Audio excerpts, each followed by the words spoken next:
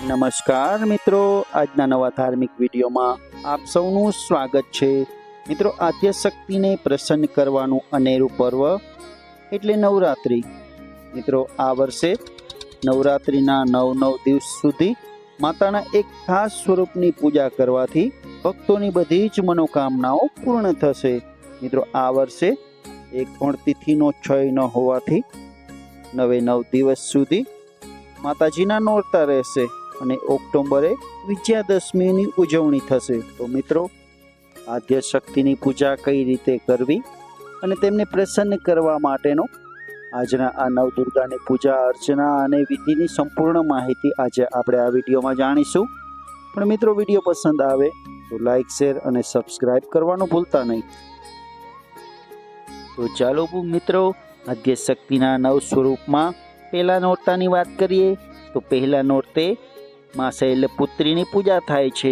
માતા શૈલપુત્રી હિમાલય રાજની પુત્રી છે અને માતા સ્વરૂપની સવારી નંદી છે અને તેમના જમણા હાથમાં ત્રિશૂલ છે અને ડાબા હાથમાં કમળ છે। તો મિત્રો, આદ્યશક્તિના 9 નોરતામાં પહેલા નોરતે માં શૈલપુત્રીની પૂજા અર્ચના કરવી ખૂબ સર્વશ્રેષ્ઠ દિવસ માનવામાં આવે છે। તો મિત્રો, આપણે માં નવદુર્ગાના પહેલા નોરતે કયા સ્વરૂપની પૂજા કરવી એ વિશે સંપૂર્ણ માહિતી મેળવી, પરંતુ હવે નવરાત્રિના બીજા દિવસે માં નવદુર્ગાના કયા સ્વરૂપની પૂજા કરવી તે જાણીએ। તો મિત્રો, આદ્યશક્તિના 9 સ્વરૂપની આરાધનાનો મહોત્સવ એટલે નવરાત્રિ। મિત્રો, નવરાત્રિના બીજા દિવસે માતા બ્રહ્મચારિણીની પૂજા કરવામાં આવે છે અને માતા બ્રહ્મચારિણી માતા દુર્ગાનું જ સ્વરૂપ છે। માતા બ્રહ્મચારિણીના એક હાથમાં કમંડલ અને બીજા હાથમાં જાપમાળા છે અને એવું માનવામાં આવે છે કે માં નવદુર્ગા કુંવારા હતા ત્યારે બ્રહ્મચારિણીના સ્વરૂપથી ઓળખાતા હતા। મિત્રો, નવરાત્રિના બીજા દિવસે માં બ્રહ્મચારિણીની પૂજા કરવી શુભ માનવામાં આવે છે।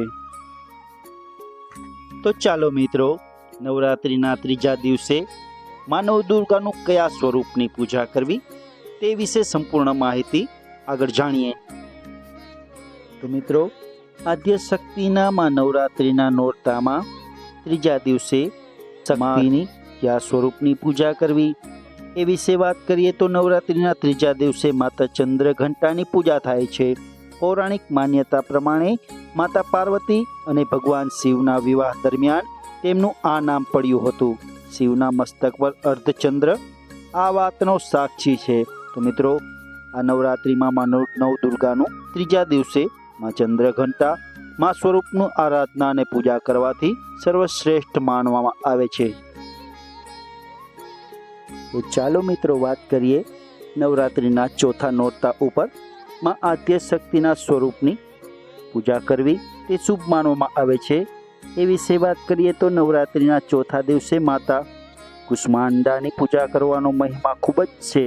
મિત્રો, માતા કુષ્માંડા સિંહની સવારી કરે છે।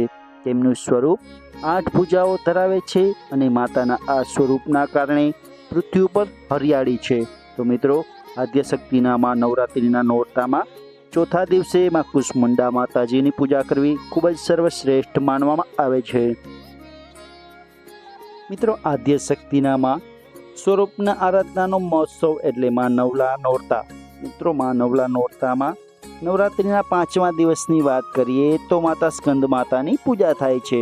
માતા પાર્વતીના પુત્ર કાર્તિકેયનું એક નામ સ્કંદ પણ છે અને મિત્રો, એમને કારણે સ્કંદ માતા તરીકે પણ ઓળખવામાં આવે છે। માતાના આ સ્વરૂપમાં 4 ભુજાઓ છે અને માતા પુત્ર સિંહની સવારી કરે છે। તો મિત્રો, આ નવલા નોરતામાં 5મા દિવસે માં સ્કંદ માતાનું એમનું વિશેષ ધ્યાન અને પૂજા અર્ચના કરવાથી ખૂબ જ શુભ માનવામાં આવે છે। તો ચાલો મિત્રો, માં નવદુર્ગાના નવલા નોરતાના છઠ્ઠા દિવસની વાત કરીએ તો નવરાત્રિના છઠ્ઠા દિવસે માતા કાત્યાયનીની પૂજા કરવામાં આવે છે અને માં કાત્યાયની દુર્ગા માતાનું ઉગ્ર સ્વરૂપ છે અને એ સાહસનું પ્રતીક છે। આ માતાની સવારી સિંહ પર હોય છે અને તેમની 4 ભુજાઓ હોય છે। તો મિત્રો, આ નવલા નોરતામાં માં છઠ્ઠા દિવસે માં કાત્યાયની પૂજા કરવી તે ખૂબ જ શુભ માનવામાં આવે છે।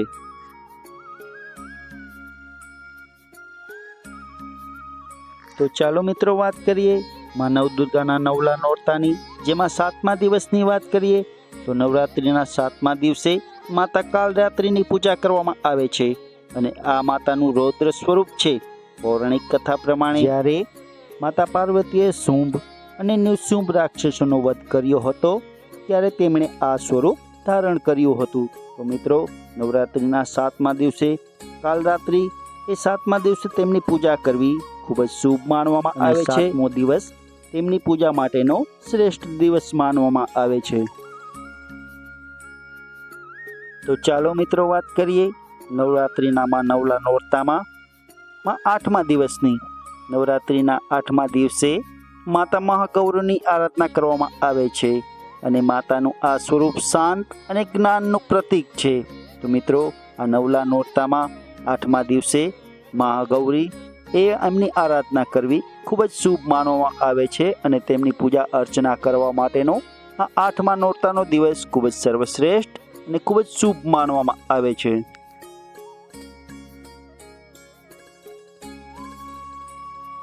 તો ચાલો મિત્રો વાત કરીએ શક્તિના નવ સ્વરૂપમાં નવલા નોરતાની. એ વિશે વાત કરીએ તો 9મું નોરતું એટલે નવરાત્રિનું છેલ્લું નોરતું. મિત્રો નવરાત્રિના 9મા દિવસે માતા સિદ્ધિદાત્રીને સમર્પિત છે અને એવી માન્યતા છે કે જ્યારે કોઈ માતાના આ સ્વરૂપની આરાધના કરે છે તો તેને તમામ પ્રકારની સિદ્ધિઓ પ્રાપ્ત થાય છે અને માતા સિદ્ધિદાત્રી કમળના ફૂલ ઉપર બિરાજમાન છે. તો મિત્રો આ 9મા નોરતે માં સિદ્ધિદાત્રીની પૂજા અર્ચના કરવી ખૂબ જ શુભ માનવામાં આવે છે અને તે પૂજા અર્ચના માટેનો સર્વશ્રેષ્ઠ દિવસ પણ માનવામાં આવે છે. તો મિત્રો આજે આપણે આ વિડીયોમાં એ જાણ્યું કે નવરાત્રિમાં 9 દિવસ સુધી નવલા નોરતામાં માં આદ્યશક્તિની કયા સ્વરૂપની અને કયા દિવસે તેમની પૂજા અર્ચના અને આરાધના કરવી એ સંપૂર્ણ માહિતી તમને આ વિડીયોમાં મળી ગઈ હશે. પણ મિત્રો આ વિડીયો પસંદ આવ્યો હોય તો લાઈક, શેર અને સબસ્ક્રાઈબ કરવાનું ભૂલતા નહીં. ફરી મળીશું આવા જ નવા વિડીયો સાથે. નમસ્કાર.